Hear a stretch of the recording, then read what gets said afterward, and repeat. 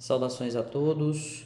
Vamos falar agora sobre algumas situações relacionadas à ultrassonografia musculoesquelética do ombro, através de alguns casos clínicos. Meu nome é Renan Leite, eu sou médico radiologista com especialização em sistema musculoesquelético e vamos dar início aos nossos casos. Então, o primeiro caso é um paciente de 45 anos que tem uma história de dor no ombro e na imagem a gente observa uma ultrassonografia do ombro direcionada à avaliação do tendão supraespinal e no que a gente observa nela são algumas formações arredondadas, hiperecogênicas, que não determinam artefatos acústicos posteriores significativos, localizadas no interior do tendão do supraespinal, com uma ligeira extensão bursal e que são compatíveis com tendinopatia calcária. De fato, a tendinopatia calcária é uma condição clínica capaz de causar dor e se apresenta com essas características de imagem.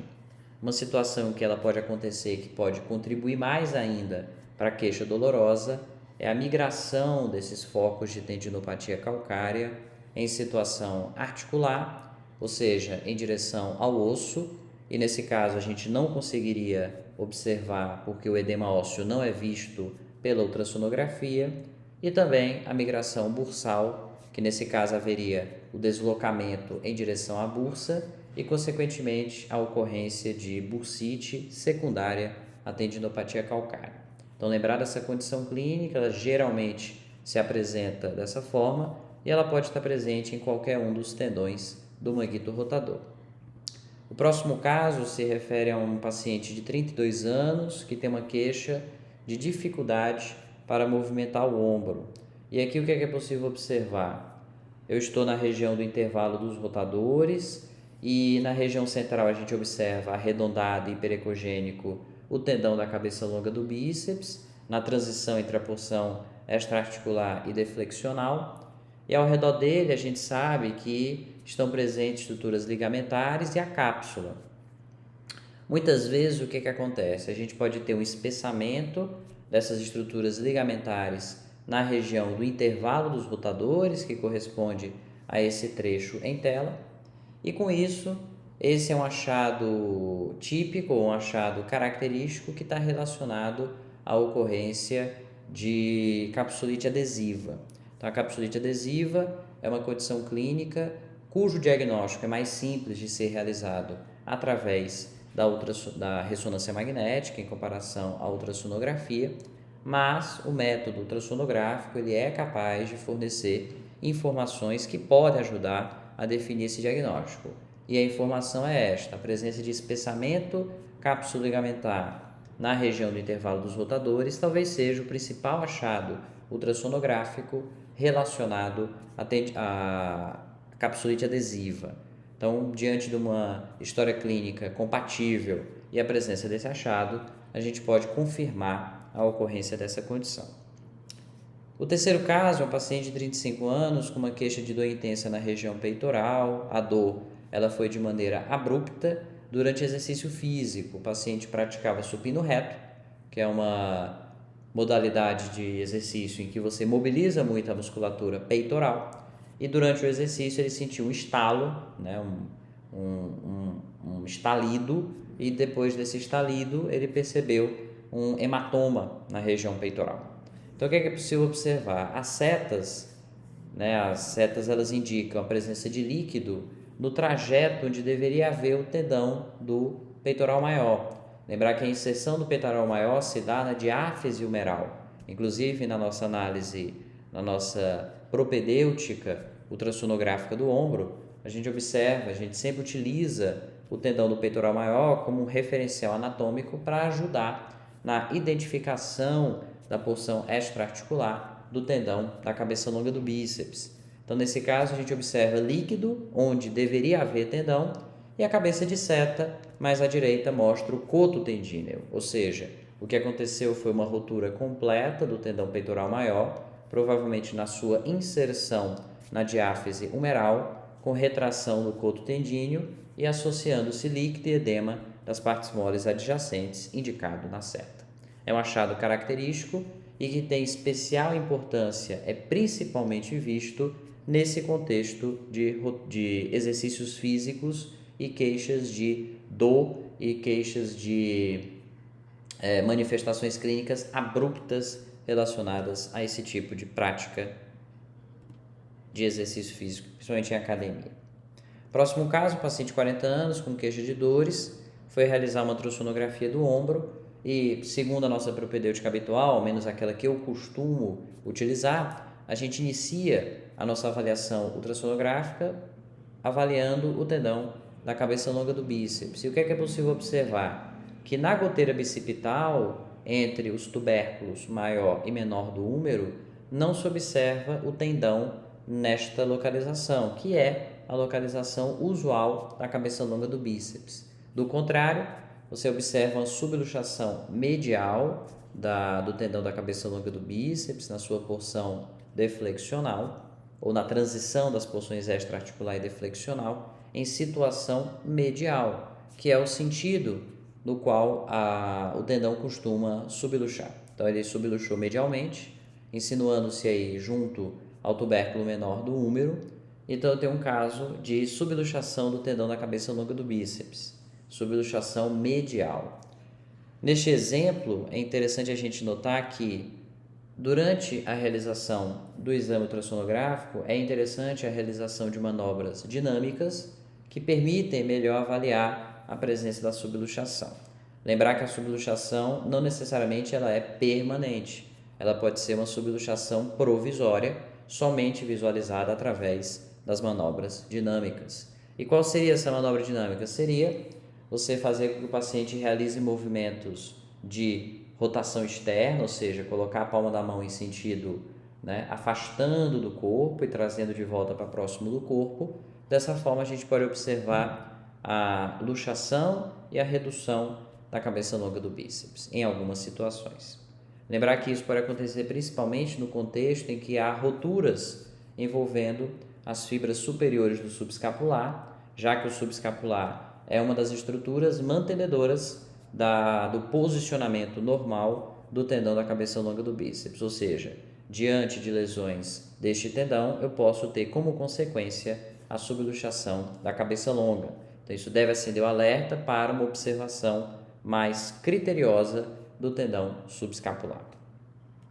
Próximo caso é um paciente de 40 anos, ele é um lavrador, ou seja, é um paciente que tende a mobilizar o ombro com mais frequência em comparação às pessoas que não praticam uma atividade tão pesada quanto essa, e ele evoluiu com dores. Esse caso é relevante para a gente poder entender como se faz a caracterização das roturas no contexto de roturas do manguito rotador. Então, no caso, eu tenho a avaliação em 2 eixos do tendão subescapular, representado pelas letras SS. Em GT eu tenho o trocânter maior, que é onde ele se insere. Dá para ver bem a cabeça humeral com a sua cortical. E o que se observa na seta reta é a presença de uma rotura. Mas que tem rotura nós sabemos. O importante agora é nós refinarmos a análise e conseguirmos descrever com propriedade as características dessa rotura, que é o mais relevante no nosso relatório. Então, classificando a rotura, começar pelas características dela. Ela é uma rotura parcial ou é uma rotura transfixante? Ou seja, ela envolve parte da espessura ou toda a espessura do tendão? Ela envolve parte da espessura. Ela tem extensão bursal ou articular? Perceba que ela tem extensão bursal. Tanto é que nas cabeças de seta, na figura da direita, é possível observar a presença de fibras articulares passando ali. Então, uma rotura parcial, intrasubstancial, porque ela pega o miolo do tendão, a substância. Então, ela é uma rotura parcial, intrasubstancial com extensão bursal. Ela acontece na inserção ou na zona crítica do tendão. Lembrar que a zona crítica é aquele sítio situado a aproximadamente 1 centímetro da sua inserção e que é uma zona cuja vascularização é mais precária em comparação à inserção do tendão. Então, é um sítio comum em que pode haver roturas. Então, perceba que é justamente o caso.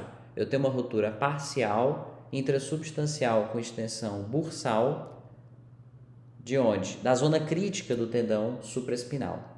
É da zona crítica e é de quais fibras? Tem que lembrar que o tendão supraespinal ele é dividido em 3 feixes. né? Eu tenho as fibras anteriores, as fibras médias e as fibras posteriores. Perceba que trata-se das fibras médias, tá? Bem no meio do tendão supraespinal, na figura da direita. E por fim, é uma rotura parcial, porém ela é de baixo grau ou de alto grau. Perceba na figura da direita que se a gente dividir a espessura do tendão em 3 partes, ela pega pelo menos 2.